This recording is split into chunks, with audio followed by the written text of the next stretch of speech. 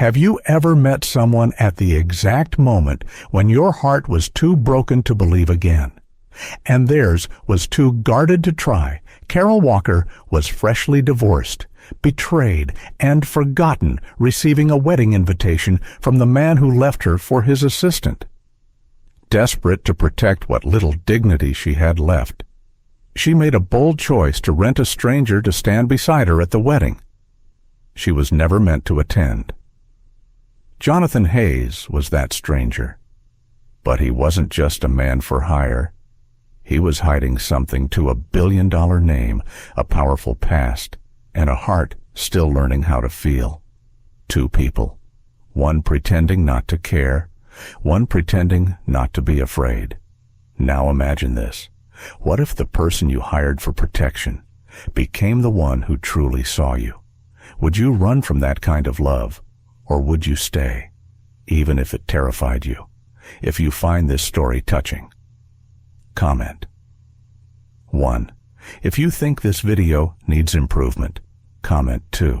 Now, lean in. This is a story about dignity, secrets, and the quiet courage to begin again.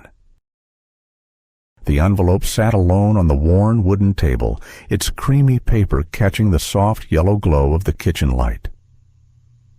Carol Walker stared at it for a long time, her fingers hovering just above the embossed lettering. She already knew who it was from Mark Spencer, her ex-husband. It wasn't a surprise. She'd heard rumors through old mutual friends, whispers in passing at work, a few awkward texts from well-meaning acquaintances. Still, holding the wedding invitation in her hands felt like reopening a wound she'd spent 2 years trying to let scar.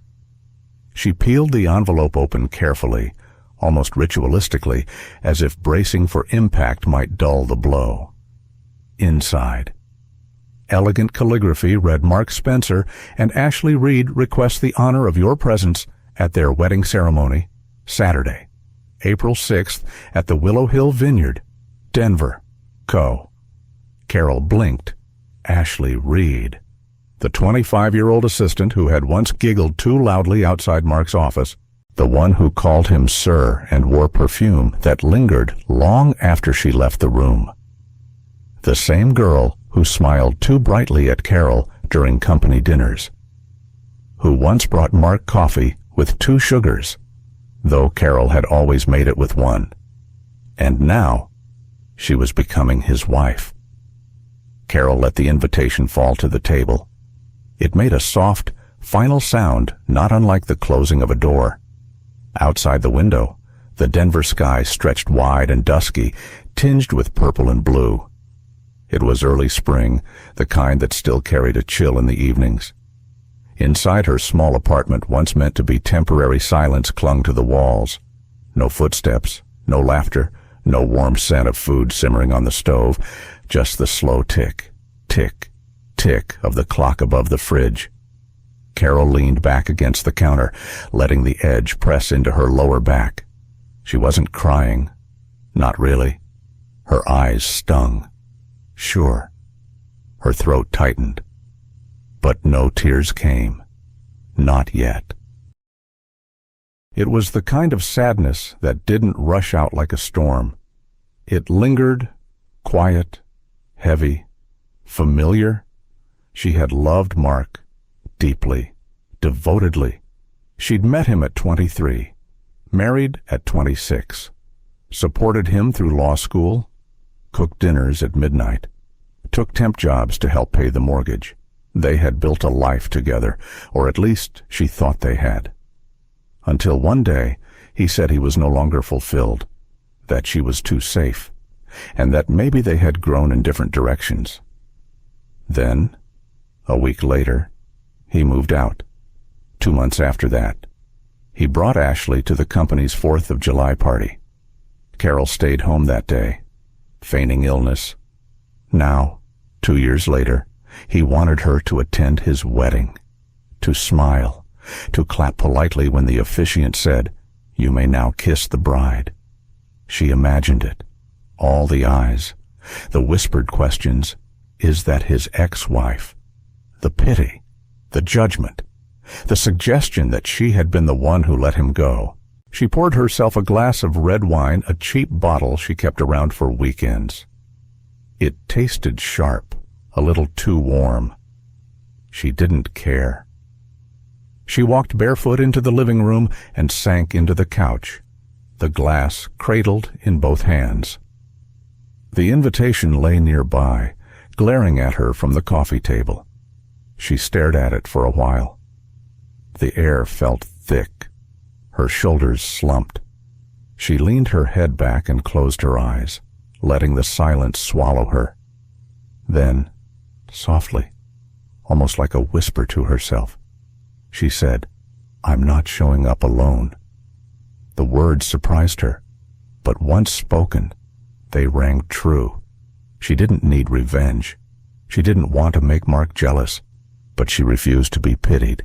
She refused to be that woman, the ex-wife who wilted under shame and silence. Carol opened her laptop. The screen glowed softly in the dim light, reflecting in her tired eyes. She typed, "Slowly but surely event companion for social gathering. Professional, discreet, temporary." Her fingers hovered over the mouse for a moment, then clicked, "Submit." The clock ticked. The wine glass emptied. Outside, the streetlights buzzed as the night deepened. Inside, something stirred within her, something she hadn't felt in a long time. Not quite hope, not yet, but maybe the beginning of a story that wasn't about endings. Carol hadn't been on a real date in nearly 2 years. The idea of hiring someone felt absurd at first, cheap, performative, like borrowing confidence that didn't belong to her.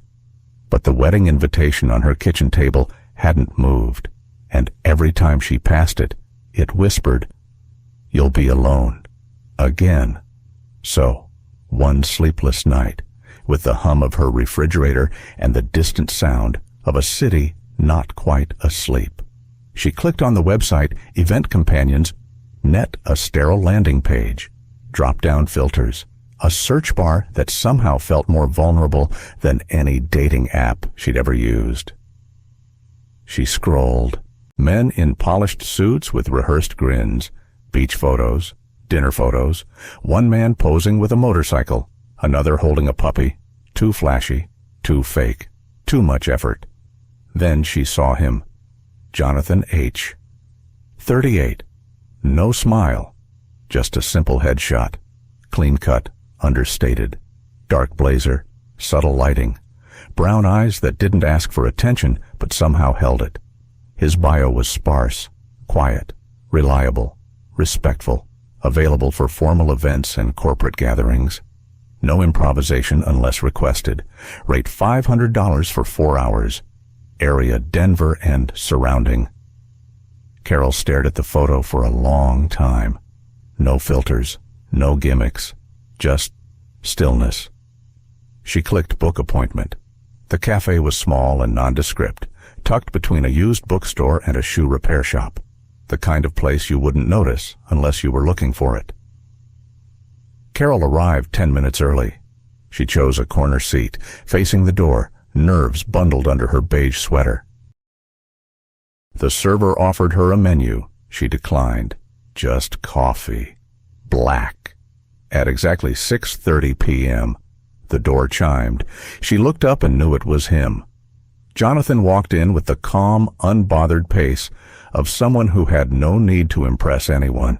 Dark gray coat, simple jeans, a muted scarf that made his eyes appear even deeper, darker. He saw her, offered a quiet nod, and approached. Carol. His voice was low, smooth measured, not performative. She nodded. "Jonathan, thanks for being on time. I try not to be late for strangers," he said, settling across from her.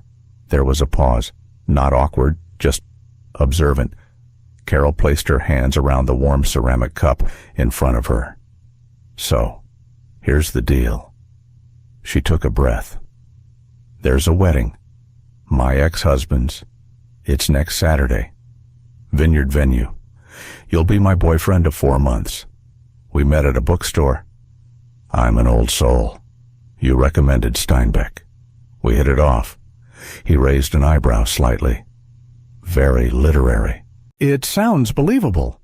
She shrugged. You're a traveling consultant, work mostly in Seattle. That explains why no one's met you.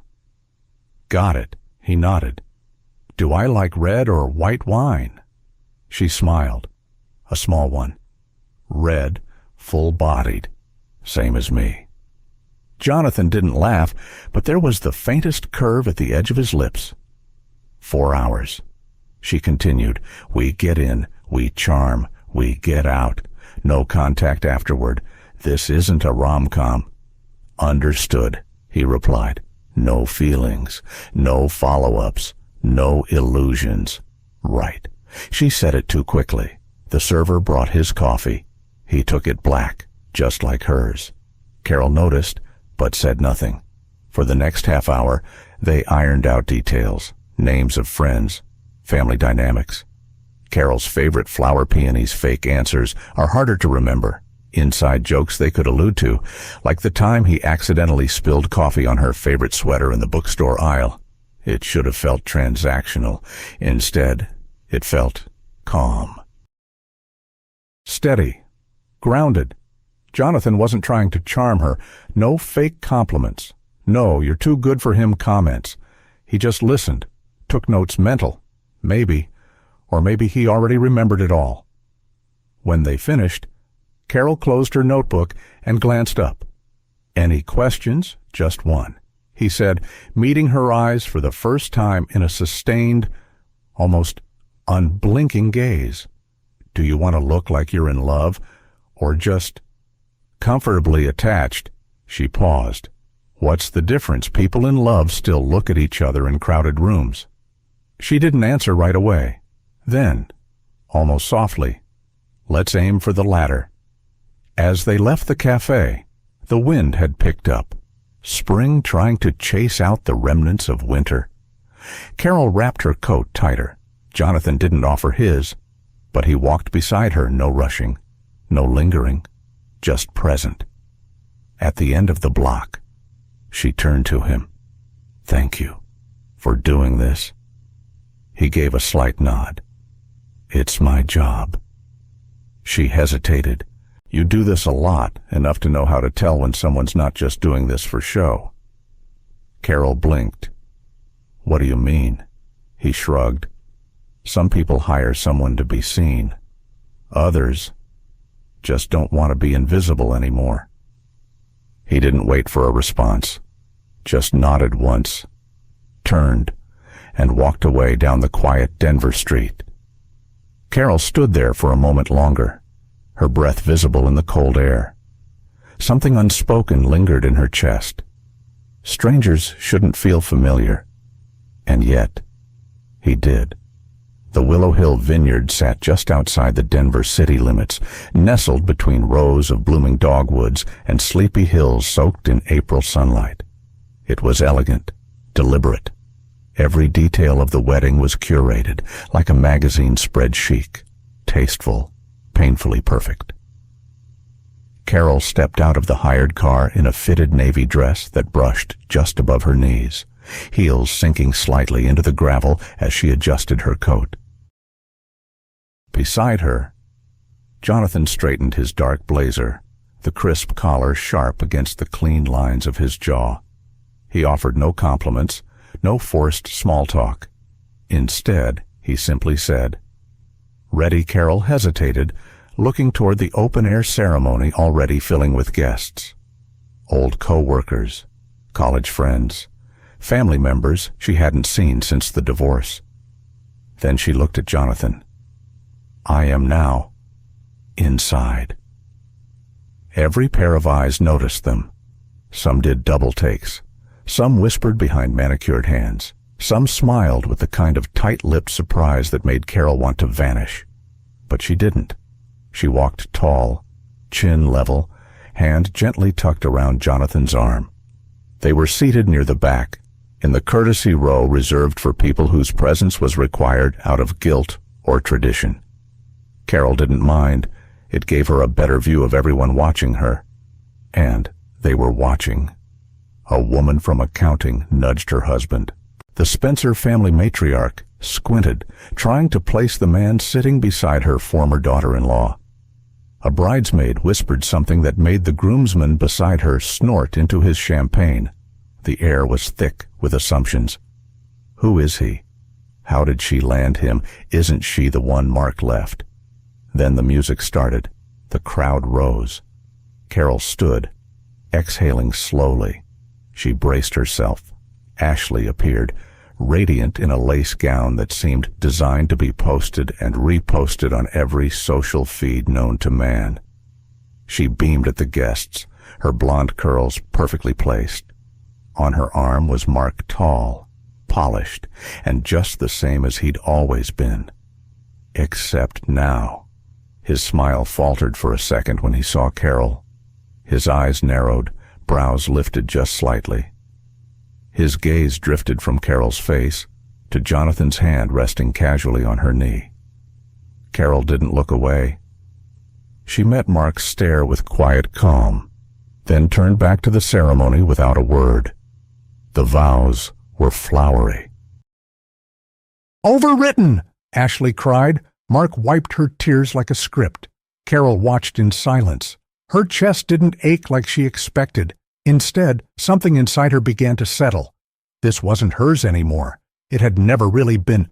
At the reception, the questions began. Who's your date? How did you two meet? Is it serious? Jonathan handled it like water rolling off glass. Polite smiles. Short answers. A dry wit that made people laugh just enough to back off.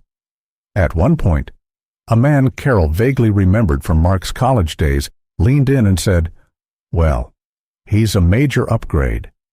Carol just smiled, but Jonathan leaned slightly closer and said, "You don't need comparisons to validate your glow."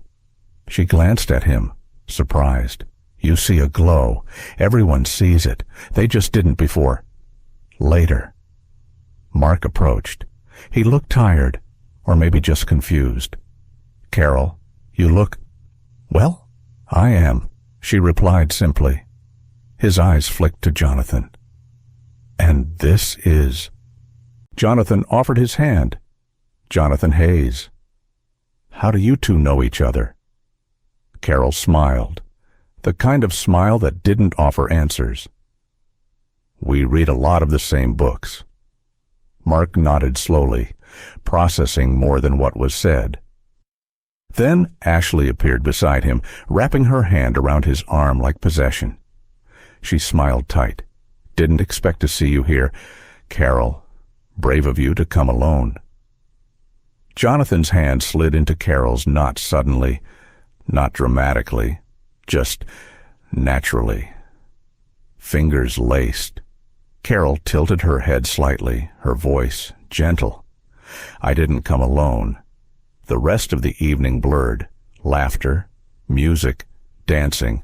But Carol and Jonathan didn't stay for long.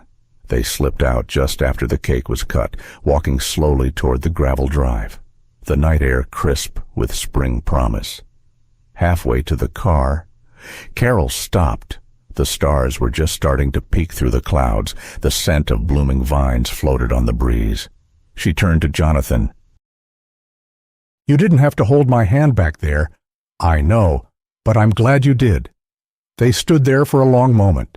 No rush, no explanation. The world around them buzzed with celebration behind walls and music, but in that quiet space, between two strangers who had agreed not to feel something unspoken, settled between them. Jonathan didn't speak. He simply held her hand tighter, and that silence was louder than anything else all night. 3 days after the wedding, Carol received a message. Not a long one, just a text that read, "Technically, we still have 45 minutes left. Jonathan." She stared at the screen for a moment, then smiled without meaning to. She typed back, "Is that your way of offering a refund?" Seconds later, another message appeared. "No. Just wondering if you want to use the time." Carol thought about it. The wedding was over. The performance was complete. But somehow, it hadn't felt like acting. Not with him. She replied, "Fine, but I'm picking the place."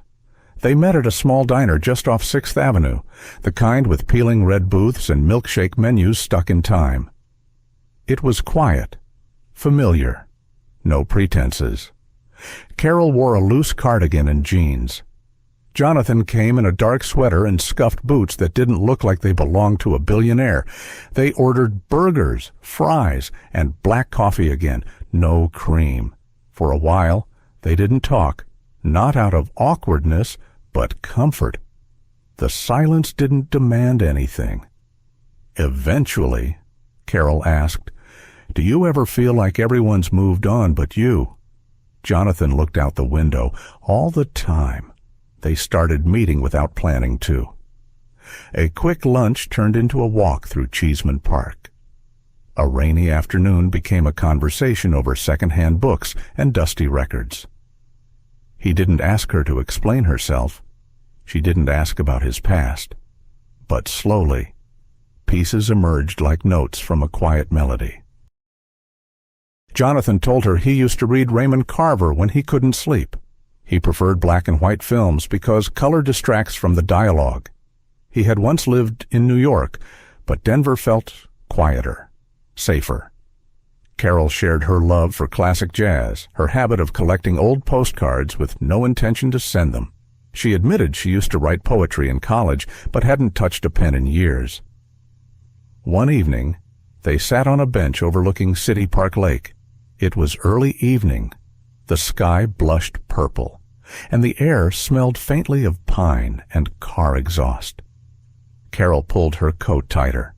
Jonathan offered her his scarf this time. Without a word. "Do you believe in second chances?" she asked. He thought for a long moment. "Not always," he said. "But I believe in quiet ones, the kind that don't announce themselves." She turned toward him, studying his profile in the fading light. "You're different than I expected." "What did you expect more?" "Ego. More charm. More pretending." He looked at her then, fully. "What makes you think I'm not pretending?" Carol didn't answer. She just held his gaze. "Because I don't feel invisible when I'm with you." Jonathan said nothing, but his hand brushed against hers on the bench. A simple gesture, not quite holding, not quite accidental. They never labeled what was happening. It wasn't romance, not yet. It wasn't friendship, not quite. It was something slower, gentler, like a plant blooming without sunlight, but still finding its way.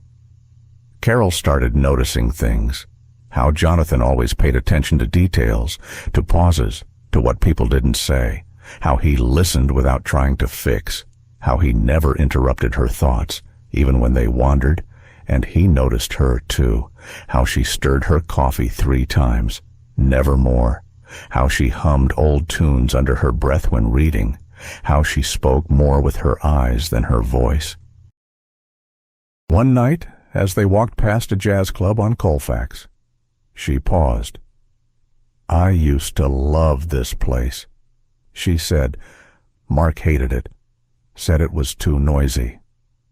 Jonathan looked through the fogged-up window. Inside, a saxophone cried gently over the clink of glasses. "Do you want to go in?" Carol hesitated. "Not tonight." Jonathan didn't push. He just nodded, adjusted his scarf, and continued walking beside her. But as they walked away, she smiled, because for the first time in years, someone had offered, not insisted. They didn't make plans. But somehow, they kept showing up. A Sunday morning at the same farmer's market, a Tuesday evening near the library, a Thursday morning at a coffee shop neither of them had visited before, but both walked into at the same time. Fate, maybe. But it felt more like alignment. Something easing into place after years of scraping against the edges. One evening, they ended up on her apartment steps. No kisses. No declarations. Just a quiet pause before goodbye. Jonathan looked at her as if memorizing her face. "Do you regret hiring me?" Carol exhaled, slow and even. "No. I think I regret waiting so long to meet you." He didn't reply, but his smile, the rare, quiet kind, was enough.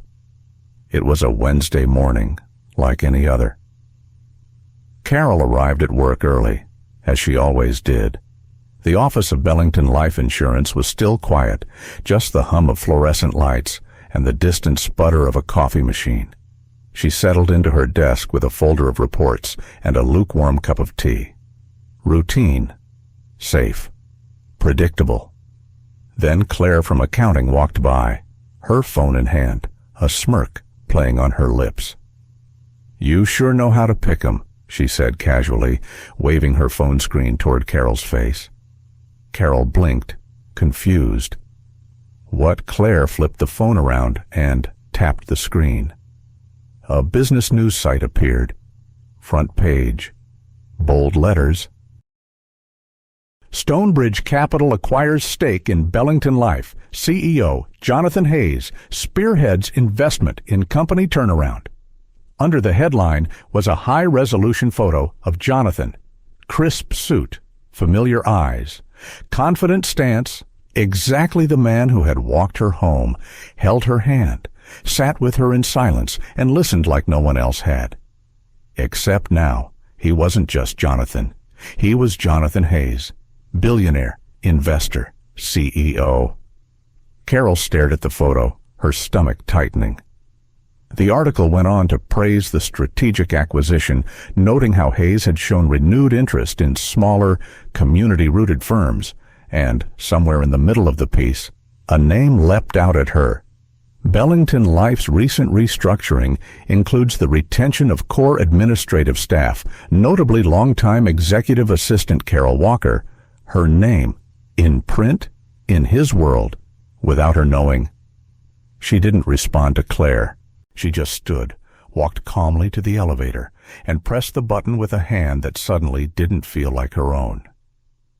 By the time Jonathan answered her call, she was already waiting at the park. Same bench as before, the one that overlooked the lake. He arrived quietly, as he always did. But this time, she didn't look up. Why, she asked. Voice low. Jonathan took a breath. "I didn't plan it like this." Carol finally looked at him. The hurt in her eyes was sharp, cutting through the quiet. "You didn't plan for me to find out, or you didn't plan to lie. I never lied," he said gently.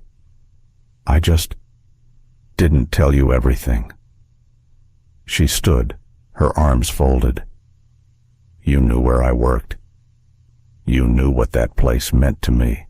And you just what bought in behind my back." Jonathan's voice remained steady. "It wasn't about you.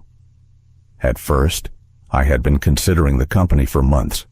You and I happened after. But you didn't stop," she said. "You didn't think maybe I deserved to know, that maybe I wouldn't want to date someone who holds power over my future." He flinched, just slightly. "I wasn't trying to hold power. I wasn't trying to interfere." "You did interfere," she snapped.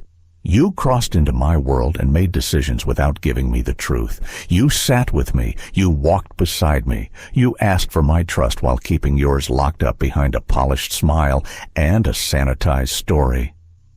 Jonathan stepped closer, slower. "I wasn't pretending, Carol. Not with you." She shook her head, biting back the tears. "You didn't let me choose. You just decided for both of us." A gust of wind stirred the early leaves on the ground. The lake rippled. Somewhere in the distance, a child laughed. The world moved on, but Carol didn't. She stared at him one last time. "I don't know who you are, Jonathan, and maybe I never did." Then she turned and walked away, heels crunching softly on the gravel path, heart pounding hard enough to drown the silence he left behind. Jonathan didn't follow. He stood alone, hands in his pockets, gaze lowered. The woman who had once made him believe in second chances had just walked out of his reach, and this time he knew it was his fault. By Friday, the whispers were no longer whispers. They came in thinly veiled glances, hushed tones that stopped when Carol entered the room, and the subtle shifting of shoulders in the break room. She felt it before she heard it. The space she once moved through quietly had turned cold. Heavy. Claire from accounting spoke louder than usual that morning, her voice trailing into the hallway. Well, it's no wonder she survived the restructuring if he was backing her. Carol paused mid-step. The sting of the words didn't come all at once. It settled slowly like ice spreading across glass. At her desk, an envelope sat with her name scribbled on it. No stamp, no return address. She opened it carefully. Inside, a printed page, a screenshot of the news article with Jonathan's face, and a yellow highlighter circling one line. Stonebridge Capital's involvement led to the retention of select key staff. Underneath, in pen, must be nice to have friends in high places. No signature, just venom. At 10:15 a.m., Carol's phone buzzed. Ms. Walker, please come to conference room 3. It was from HR. She felt the air tighten around her as she rose from her chair. All eyes stayed down, pretending to be busy. No one offered a smile. No one asked if she was okay. The walk to the conference room felt longer than usual. Her heels sounded too loud on the tile. Inside, 2 people waited: Sandra from HR and Richard Lawson, one of the senior partners. They gestured for her to sit. Neither of them smiled. Carol, Sandra began, her tone too calm. This isn't a formal accusation, just an internal review. Carol stayed quiet. Given the recent media coverage surrounding Mr. Hayes and his connection to Stonebridge Capital, Richard continued, we're receiving questions from both internal staff and stakeholders about the nature of your relationship with him. Carol blinked. Excuse me. Sandra leaned forward slightly. It's been brought to our attention that there was familiarity observed. At the wedding and afterward, Carol felt her jaw tighten. You're interrogating me because I attended my ex-husband's wedding with a date. It's more than that, Richard said. The board wants to ensure there were no conflicts of interest, that your position here was not influenced. Influenced, she almost laughed, but it stuck in her throat. You think I seduced an investor to keep my job as an executive assistant? Neither of them answered. I didn't know who he was when I met him, she said, voice low but steady. I didn't even know about the investment until you told me. Sandra tapped her pen against the folder. That may be, but perception matters. And unfortunately, this situation has created discomfort. Carol felt her cheeks flush, not with guilt, but with humiliation. Discomfort for people who can't imagine I was kept on because I'm good at what I do? We're not saying that, Richard said quickly. But we do need to consider what's best for company transparency. The word hung there like a verdict. Transparency. Translation. You're making people talk, and that makes us nervous. Carol stared at the table. It was clean, impersonal, like the conversation. I've worked here for 8 years, she said quietly. I've never missed a deadline. I've taken late calls, canceled vacations, trained new hires without being asked. Sandra gave a soft, rehearsed nod. We recognize your contributions, Carol, but the room already felt like goodbye. 15 minutes later, Carol stood in the women's restroom, gripping the edge of the sink. Her reflection stared back at her, eyes rimmed red, jaw clenched, a version of herself she barely recognized. She turned on the faucet, letting cold water rush over trembling fingers. I didn't do anything wrong, she whispered, but the doubt crept in anyway. Maybe she should have known. Maybe she should have asked more questions. Maybe falling for someone even by accident was a luxury she wasn't allowed. Her breath hitched. Tears slid down, soundless. She covered her mouth and leaned over the sink, heart pounding. What did I do wrong by the end of the day? She had made her decision. She returned to her desk, opened a blank Word document, and began to type, subject formal resignation. Carol Walker. Her fingers didn't hesitate. No bitterness, no defense, just clarity. As she packed the few things she had, photos, notebooks, her mug that read, "Ask me after coffee," no one spoke to her, except Claire, who paused near the door and said with a syrupy voice, "Guess he couldn't save you after all." Carol didn't respond. She didn't need to, because walking away wasn't weakness. It was choosing peace over permission. She pressed the elevator button with steady fingers. The doors opened, and for the first time in weeks, she breathed. The boardroom had never been that quiet. 8 people sat around the long mahogany table, shuffling papers and pretending not to glance at the man standing at the head. Jonathan Hayes. He wasn't in disguise this time. No neutral sweaters, no denim jackets. Today, he wore who he was: sharply tailored charcoal suit, polished shoes, tie clipped perfectly. Stonebridge Capital's CEO, billionaire investor, known for calculated moves and colder strategies. But there was something different about him now, a heat beneath the stillness, a purpose that wasn't in his usual playbook.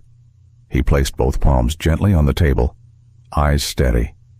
"Let's be clear," he began. "This isn't about a scandal. This is about a woman, one you've misjudged." No one interrupted. He continued, "Carol Walker didn't pursue me. She didn't manipulate me. She didn't ask for favors.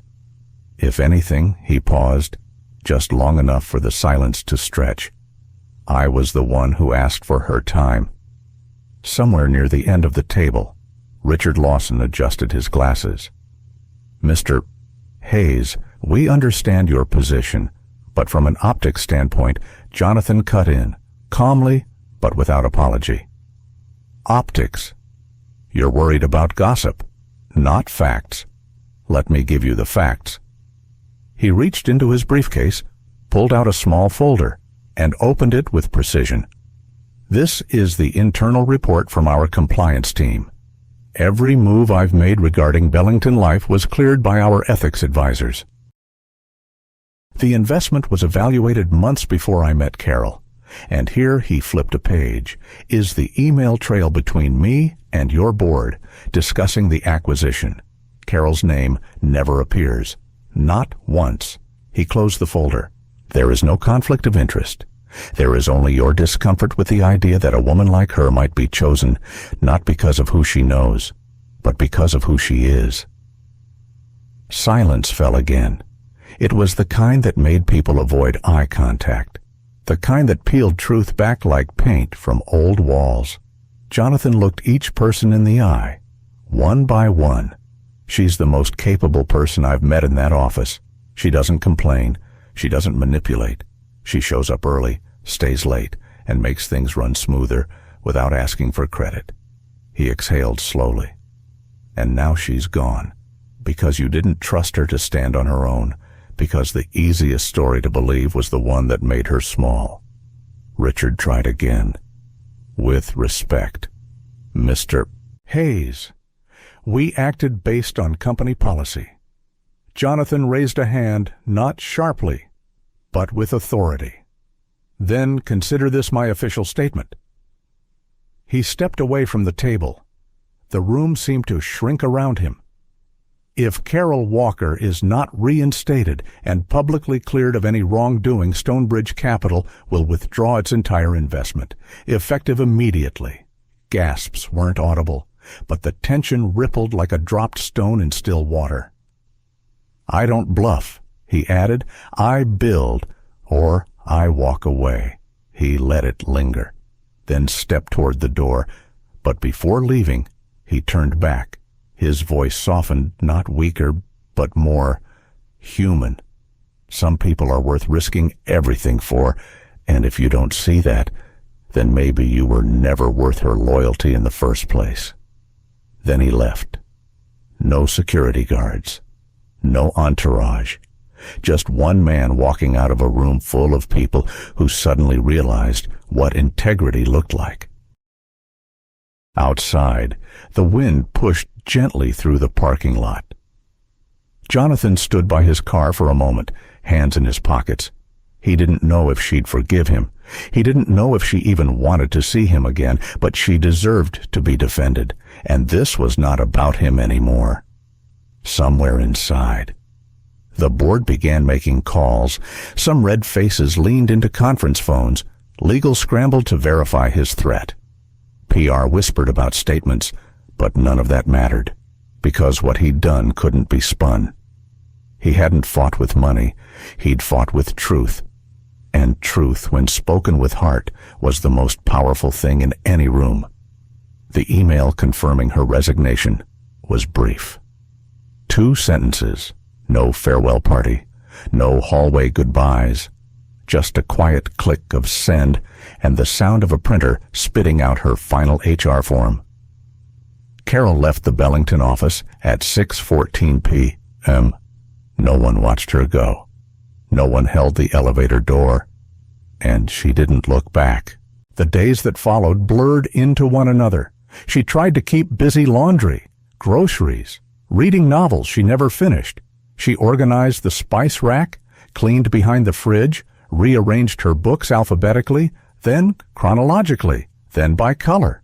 But still, every evening, as the sun dipped behind the Denver skyline, the apartment grew heavier, too still, too clean, too quiet. She didn't hear from Jonathan, and she didn't reach out either.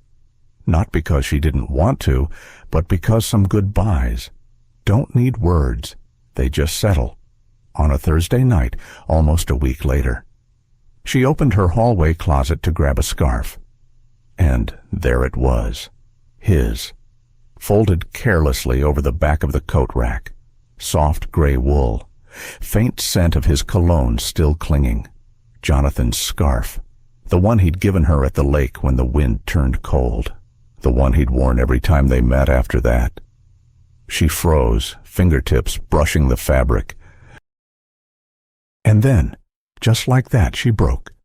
She slid down the wall, pulling the scarf to her chest like it was still part of him. Tears came fast, uninvited.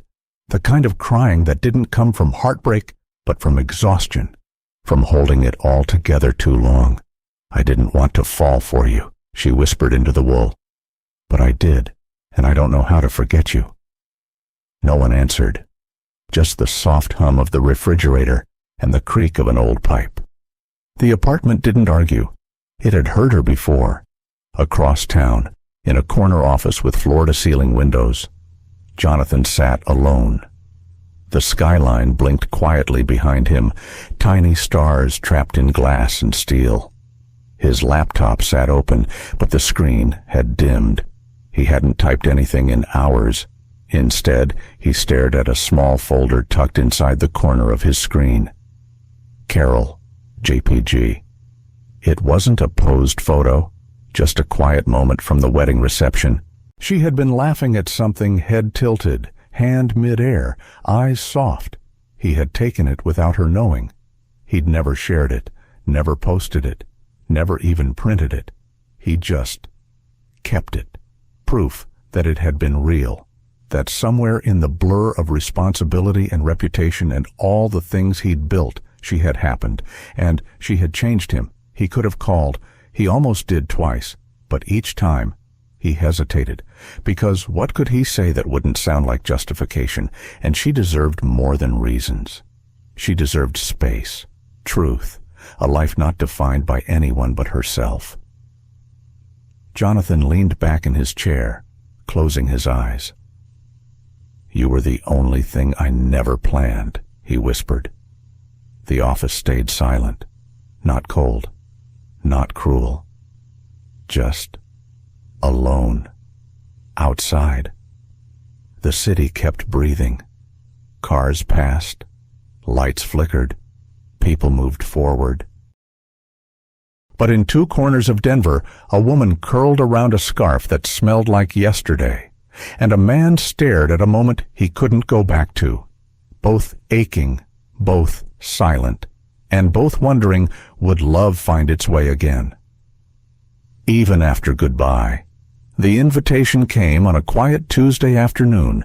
No fancy envelope, just a clean white card slipped into her mailbox, tucked between bills and coupons. She almost didn't open it, but the return address caught her eye. Walk Again Foundation, empowering women after divorce. She opened the card slowly, fingertips grazing the embossed letters. Dear Ms. Carol Walker, you are warmly invited to the inaugural fundraiser of Walk Again, a foundation dedicated to helping women rediscover their strength, rebuild their futures, and reclaim their voices after divorce. Your presence would mean a great deal to us. Sincerely, Jonathan Hayes. Founder Carol stared at the signature for a long time. No message, no explanation, just an invitation.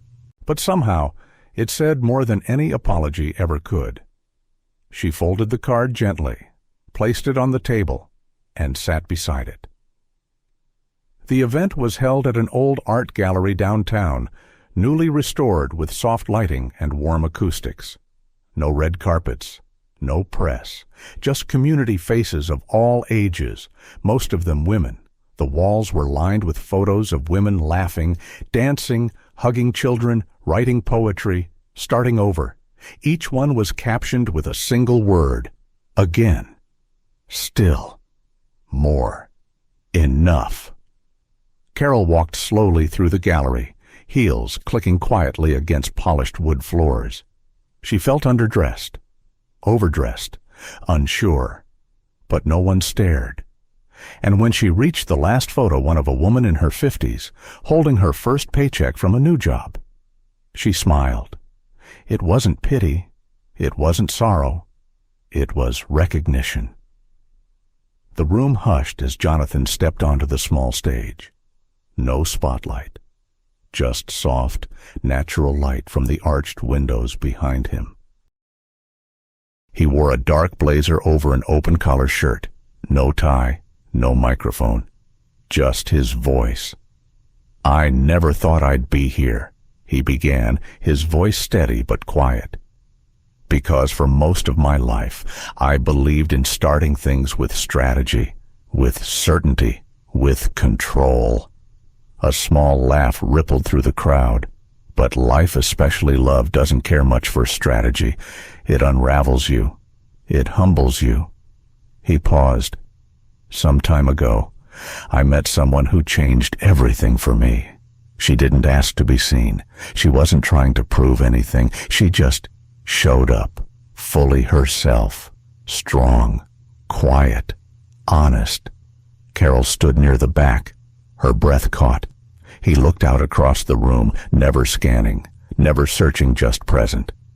She reminded me that love doesn't begin with grand gestures. It begins where ego ends, where listening matters more than winning, where showing up matters more than saving face. Silence held the room. Then he smiled gently. Walk Again isn't just about second chances. It's about first steps back to yourself. And tonight is only the beginning. Applause came slowly, then all at once. Not thunderous, just real. Hands clapping for each other, for themselves, for beginning again. After the speech, Carol moved toward the refreshments table, unsure whether to stay or leave. A hand brushed her arm gently. She turned. Jonathan stood there, just a few feet away. No smile at first, just an almost imperceptible softening in his eyes. Neither of them spoke, because this wasn't a moment that needed words. Everything had already been said, in silences, in scarves, in missed calls, in the decision to show up anyway. They looked at each other for what felt like a full season, and when she finally did smile just a little, he let out a breath he didn't know he'd been holding. He reached into his coat pocket, pulled out a folded piece of paper. "I wrote something for the speech," he said quietly. But I couldn't say it out loud. Not yet. He handed it to her, fingers lingering. Carol took it, eyes never leaving his. "Thank you," she whispered. Jonathan nodded. "I'm not here to ask for anything. I just wanted to meet you again." Without the noise, she nodded, tears stinging gently at the corners of her eyes. "Maybe this time," she said softly, "we'll both walk in with open hands." He smiled. "No contracts, no pretending, no hiding," she added. They didn't hug, they didn't kiss. They just stood shoulder to shoulder, letting the silence fill the space between them with something stronger than closure, something called beginning. 1 year later. Carol Walker stood on a small stage in the center of the very gallery where it all began. But tonight, she wasn't a guest. She wasn't hiding behind a borrowed invitation or folding into a quiet corner. She was the host, the new executive director of Walk Again Foundation. The room filled with warm applause as she stepped to the microphone. Her dress was simple cream with soft sleeves, her hair pulled back, her voice steady. "A year ago. I walked into this room carrying more silence than I knew what to do with," she began, her eyes scanning the crowd. "But silence isn't always empty. Sometimes it's just a space waiting to be filled with the right words." A smile tugged gently at her lips. "This year, we helped 83 women start again. Some got new jobs, some found housing, some left unhealthy marriages, but all of them, every single one, found their voice." Applause again, real, full. She stepped down, hugged one of the volunteers, and made her way toward the back of the room. Jonathan was already waiting. He stood near the last photo on the wall, a new one. It showed Carol, not speaking, not smiling, just listening, sitting beside a woman in her 60s, hand on hers, still and strong, underneath, a single caption present. When Carol reached him, Jonathan turned with that same quiet warmth she'd grown to love, not grand, not rehearsed, just his. "They really like you," he said softly. "I guess they like second chances," she replied. He reached into his jacket pocket and pulled out a small velvet box. Carol's heart paused. He didn't go down on one knee, didn't ask for a spotlight. Instead, he opened the box and held it between them. Inside, a ring. Simple, elegant. And on the inside of the band, engraved with soft precision, $500. My best investment. Carol let out a breath of laugh wrapped in a tear. "You remembered. Every word," he said. "Every silence, too." She looked at the ring, then at him. There was no question, no hesitation, only choice. She nodded. Yes. He smiled. Not triumphant, not relieved. Just home. He slid the ring onto her finger, and in that moment, nothing else existed. Not old gossip. Not past pain. Not the office politics or the doubts or the missteps. Just this. Two people who had once met on terms they didn't choose, now choosing freely to stay. Later that evening, as the last of the guests drifted out and the lights dimmed to their softest glow, Carol stood by the large window overlooking downtown Denver. She watched the city breathe, slow and steady. Jonathan came up behind her, wrapping his coat gently around her shoulders. "You're warm," she said. "So are you," he whispered. They stood in silence, letting the moment settle. She hired a stranger to protect her dignity, but found someone who gave her back her worth, And in the quiet that followed the chaos, she learned that real love doesn't arrive loudly. It waits. It listens. And when the time is right, it asks nothing, but shows up anyway. There were no more what-ifs, no more maybes, just two souls, wiser, softer, stronger, walking forward, together. In life, dignity and love often feel like two roads that don't meet. We've all been taught to be strong, to keep our heads high, even when our hearts are breaking. But sometimes healing begins not in silence, but in allowing ourselves to be seen.